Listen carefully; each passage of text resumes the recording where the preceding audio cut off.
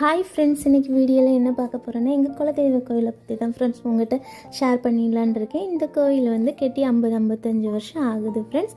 இந்த கோயிலை வந்து இப்போ உள்ள ஜென்ரேஷனுக்கு ஏற்ற மாதிரி பெருசாக எடுத்து கட்டிகிட்டு இருக்காங்க ஃப்ரெண்ட்ஸ். இந்த ஃபங்க்ஷன் எப்படி எடுப்பாங்கன்னா 48 நாள் பூசை வச்சு சாமியை வந்து உயிர் கொடுத்து அது அப்படி தான் முறையாக தான் பண்ணுவாங்க.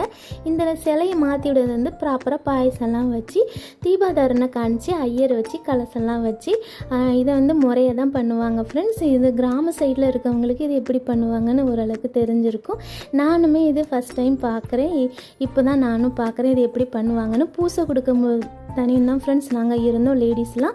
அதுக்கப்புறம் நாங்கள் லேடிஸ்லாம் இருக்கக்கூடாது. அதுக்கப்புறம் ஐயர் வச்சு அந்த சாமியை வந்து ஒரு பொம்மையில் இது பண்ணி தனியாக வச்சுக்கிடுவாங்க. அந்த கட்டட வேலைலாம் முடிய தனியும் அந்த கட்டட வேலை முடிஞ்சு சிலையெல்லாம் விட்டு 48 நாள் பூசை வச்சு கும்பாபிஷேகம் பண்ணி தான் அந்த சாமிக்கு வந்து உயிர் கொடுத்து இது பண்ணுவாங்க ஃப்ரெண்ட்ஸ்.